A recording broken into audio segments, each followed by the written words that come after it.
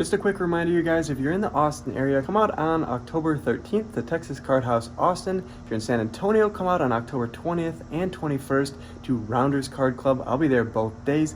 If you're a college student in Texas, hit me up. I want to go to some college football games. I need some friends. Drop a DM on my Instagram and I'll respond back to you. Let's go. Rent got too expensive, had to leave LA. So I got into my car and I went away to the biggest state. Playing poker every day. Going all in with these fish like I'm at an all-you-can-eat buffet.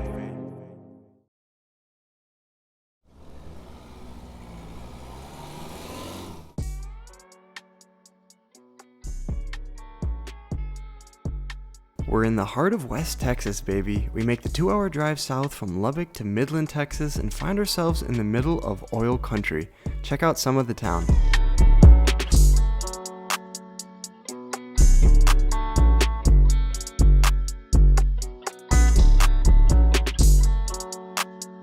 We then make our way over to KOJACK'S Poker Club and spot Basil's one-of-a-kind poker-themed Corvette in the parking lot. I know it's going to be a crazy night. What's up, you guys? We're here in Clyde's room at KOJACK'S Card Club here in Midland, Texas. As you already know, we're up almost 6,800 already on this road trip. We're absolutely crushing it, looking to get into a lot of big pots here in Midland. We're going to be here for 3 days. That means 3 vlogs. And this video definitely does not disappoint. We get into some really large pots. We cooler someone in an $1,100 pot and then rip it all in on the turn, putting the opponent to a $1,000 turn bet. You're not going to want to miss it. Drop a like on this video, subscribe if you're new, and let's get into the hands right away. Let's go. The game of choice tonight is $5 on the button, no limit hold'em. It's a $300 to $800 buy-in. We're in for the max. First hand of the night, we look down at King Jack offsuit. Early position raises it up to $35. I put in the call and there's one call behind me, so we're going off to the flop. Flop comes 3, 5, 6 rainbow and the action checks around. Turn comes the deuce of hearts. Action's on me. I start with a check and both the other opponents do as well. So we're seeing a free card which comes a jack of clubs that peels off on the river. We have top pair with a king kicker. The action checks to me with 140 in there and we have top pair now. No one's shown aggression so far. I decide to take a stab here and get some thin value against maybe some pocket pairs that don't believe us. I fire out for $50 and we get looked up by the middle position player. I show my cards, he mucks his cards, and it's only fitting that we win our first hand of the night here and the trip at KOJACK'S Poker Club with their logo, King Jack. It's going to be a great trip. We then look down at Ace-9 suited from the cutoff. Early position raises it up to $15 and he gets 3 calls and the action's on us. I think if we were 3-betting here, we'd need to make it somewhere around $90, but I think Ace-9 suited plays best as a call here. If we end up making a flush in this hand, we could win a very large pot. For that reason, I decided to put in the $15 and we're off to the flop, which comes Ace-9-5. Bang! We flop top 2. Good news for us, the big blind leads out for $20 and now the middle position min raises it to $40. Pretty much a dream situation for us here. Hoping the opponents have a hand like Ace-5 or a heart draw or just a hand like Ace-Queen, Ace-Jack. Trying to build a pot and charge the draws the maximum. I decided to go for the 3-bet here for $140. Big blind's not done with the hand just yet. He tosses in the $120 more. Action's on middle position and he's not done as well. $100 more coming in from him. 3 ways to the turn. Turn peels off the 7 of spades. Shouldn't really change too much, although 6-8 now makes a straight. Wouldn't really expect any of the 2 opponents to have that in their range though. Expecting the action to check to me, and I'm going to go for a chunky size bet here, but that's not what happens when the big blind donk leads out for $100. Even more strange now, middle position decides to ship it all in for $500. Clearly no one understands that I'm still in the hand here. They're just playing heads up at this point. But we have top 2 and we're in Midland, Texas here, and I've been told that people get it in light here in the oil country. The money just flows. For that reason, I'm not going anywhere with my Ace-9 top 2. I rip it in all in as well. I have around 650 in my stack. After taking a weird line, the big blind finally waves the white flag. He gets out of the way and we're off to a river all in. No more action against the middle position player. $1,600 in the pot. The river comes the jack of clubs. Shouldn't really change too much. Interested to see what the other opponent has. 2 pair. He announces he has a set, which I assume is pocket 5s, but then he turns over Ace-5 offsuit. Either he doesn't know what a set is or he misread his hand. Either way though, we're going to win that 2 pair over 2 pair in the $1,600 cooler. I want to introduce you guys to one of the dealers here at KOJACK'S. Her name is Lindsay, and although she does look very sweet, they call her the Crusher here. Why? because she deals the worst bad beats. I just hope if she's ever dealing at my table, I'm on the right end of one. Next hand, we look down at ace jack suited from under the gun, and I raise it up to $25. We get two callers from the hijack and the button, so we see a flop of 10-7-6 rainbow. Not a board that's really going to smash my range too often. I decided to start with a check against two other opponents. Lucky for us though, both of the opponents check behind, so we see a free turn card, which should give us the best hand. It comes the jack of clubs. We now have top. Even if I didn't hit this card in my exact hand, this is a card that's going to hit my range better than the opponent's, so for that reason, I like a bet here. I size for $45. The hijack's not done with the hand. He tosses in $45 as well, which brings in the button, so we're still three ways to the river. $210 pot. The river comes about as bad as it can be. Not only does the backdoor flush draw get there, now any 10 rivers 3 of a kind. I think if we bet here, we make ourselves susceptible to a raise. For that reason, I like a check call. Also, if we check here, the opponents could go for a bluff, and then we're obviously not going to fold for a small bet, somewhere around $75 to $100. I start with a check. The hijack pretty quickly checks, followed by the button, so no bluffs here. I'm assuming I have the best hand when it gets checked through on the river. No one's checking back trips or a flush. I confidently turn over my ace jack. Both the opponents tap their cards on the table before mucking, so $210 coming our way.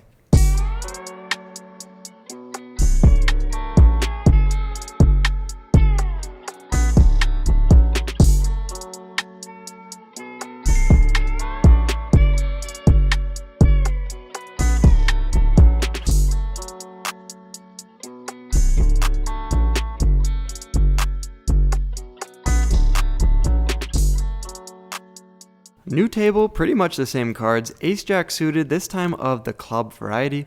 Middle position raises it up to $20, and I'm trying to get better about just 3-bet or folding in these spots. I make it $55. Cutoff puts in the call and the actions back on the middle position player, expecting him to toss in the $35 more, especially when the cutoff comes in, making it a great price for him to call.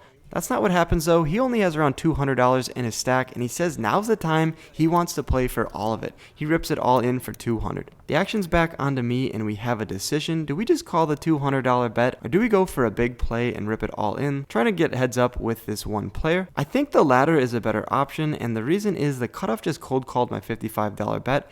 If he had a hand better than us, like queens to aces, ace king, ace queen, I'm pretty sure he would go for the raise and make it like 150 instead of just flat calling us. So for that reason, I decided to take the liberty, and I put him all in for around $600. Sure enough, he mucks his cards, going heads up to a run out. With $455 in the pot, the flop comes 7-5-5. Turn comes the 9 of hearts, and the river comes the 3 of diamonds. We're left with just ace jack high here, not expecting to be doing too well against all the pocket pairs that this middle position probably has in his range. But good news for us though, when $455 is going to be shipped our way, he shows king jack offsuit, and even though we're winning with that, our first hand of the night, he can't get it done here. We're going to take down this nice size pot. We then look down at king 10 of hearts from early position. Our stack's growing nicely. We have around 2K in our stack, and I make it $20. We get two calls, so we're going three ways to the flop here in a $65 pot, which comes 10-3-4 with two clubs. I'm first to act, and I like this board a lot, so I decided to go for a c-bet of $35. Middle position connects in some way with this board. He tosses in $35, and the cutoff gets out of the way. Heads up, out of position to the turn, which comes the 9 of spades. Not a card that's going to scare me too often, unless he has 10-9. There's also the two clubs on the board, and if he wants to draw to a flush, he's going to have to pay for it. I bet $65. The opponent's sticky. He tosses in the $65. At this point, I'm putting him on a 10, maybe a straight draw or some club flush draws. Either way though, we're off to the river. The river isn't the best card given the fact that out of that range, the club draws were the ones we were ahead the most of. The 5 of clubs on the river completes that draw, and for that reason, I don't think king 10 is good enough to go for a third street of value here. We could pick off some bluffs, but I decide to start with a check. Good news for us when the opponent decides to check behind, and he shows ace king with the king of clubs. He took a second before checking behind, and he told me later that he was thinking about bluffing given the fact that he did have a high club in his hand. Pretty stoked he didn't do that though, as our king 10 is going to take down this $265 bot. Still unsure if we would have called a bet there on the river. I guess it just depended on the bet sizing. We then look down at king queen offsuit. My buddy CJ opens the $15, and the player on my right puts in the call. We're on the button here. King queen offsuit is a good hand. I make a 3-bet to $65, and only our buddy CJ puts in the call. Heads up in a friendly fire pot here against our buddy, $150 in the middle. Here comes the flop. King, 3, Jack, we have top pair. CJ starts with a check like I would expect him to do with his entire range. No point in me checking behind here and giving him a free card. I fire out for $45 and he pretty quickly makes the fold. Nothing better than your friend's money. Check out his new poker YouTube channel, I'll link it in the description.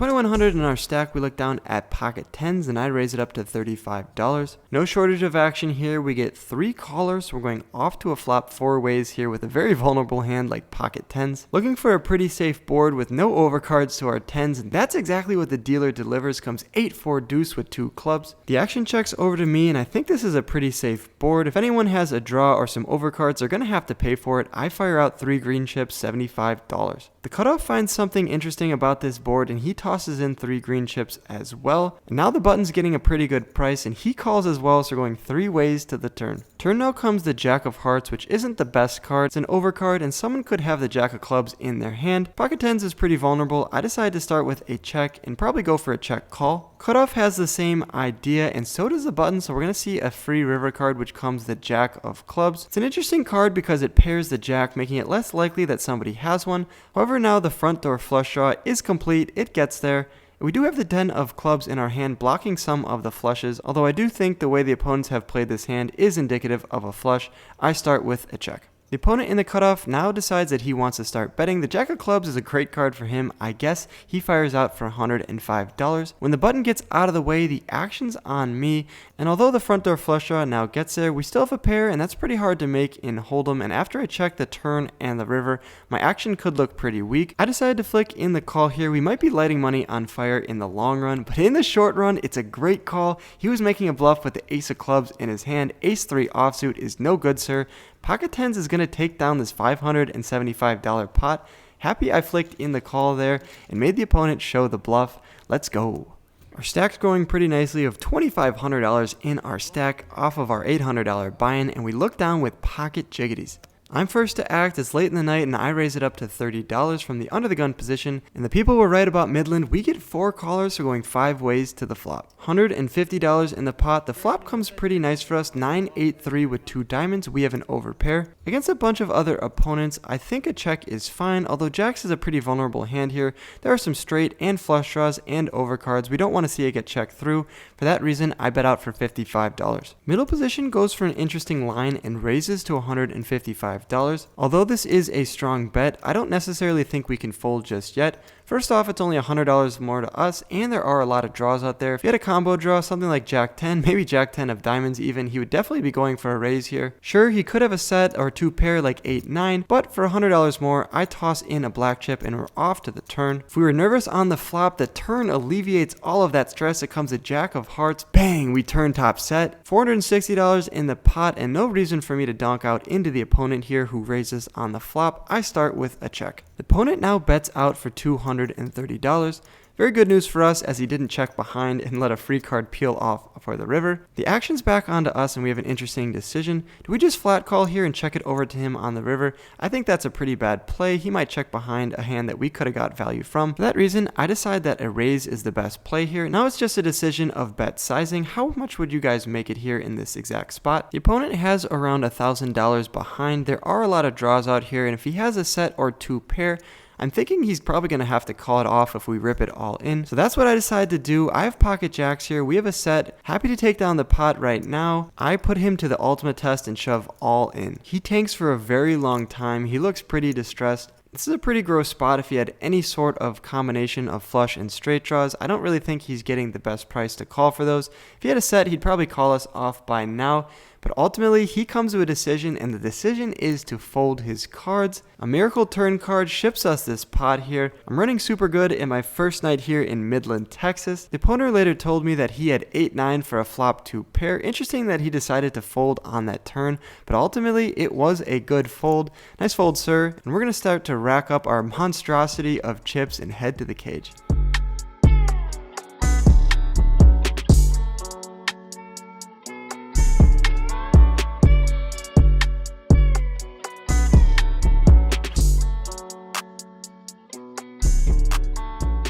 Alright, you guys, that wraps up our session here at KOJACK'S. We got into the game for only 800, which was the max buy-in, out for 3,025. What's that a profit of?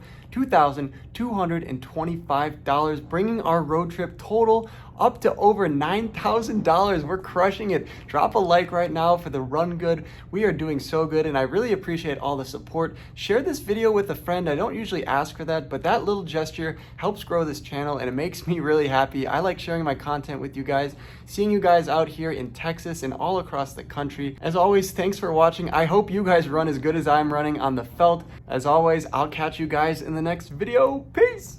Thanks for watching to the end of my video. Click my head below to subscribe and stay in the loop. See you next time.